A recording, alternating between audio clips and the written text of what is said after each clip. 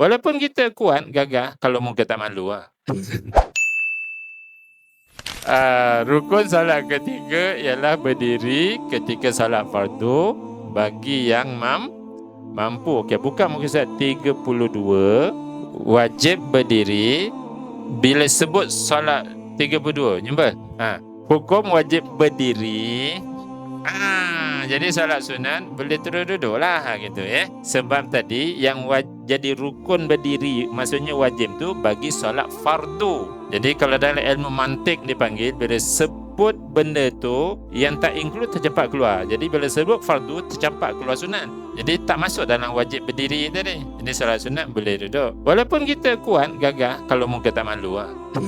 Sebab solat sunat boleh duduk ni dia punya alasannya ialah solat sunat tu banyak. Kalau diwajibkan berdiri, orang tak mampu buat banyak. Yang kita ni buat qabliyah ba'diyah tu 2 rakaat je kan. Pergi duduk kan.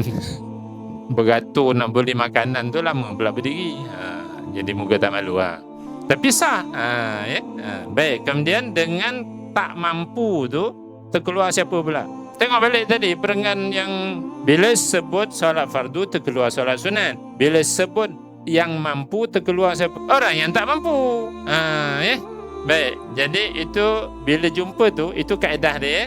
Maksudnya berdiri tu tak wajib ke atas orang yang tak mampu. Jadi soalan dia tadi, boleh pergi sujud, boleh duduk, boleh sujud, nak bangun balik tak boleh. Jadi yang mana dia kena buat? Dia boleh tunduk atas kerusi untuk dapat berdiri semula, atau dia pergi sujud, duduk bawah, dia tak payah bangun. Dia wajib sujud dan dia wajib duduk bawah tadi, dia tak wajib berdiri sebab dia tak mampu. So dalam keadaan tu kalau dipilih sujud atas kerusi untuk membolehkan dia mampu balik, soalan dia jadi batal. Tu kena faham.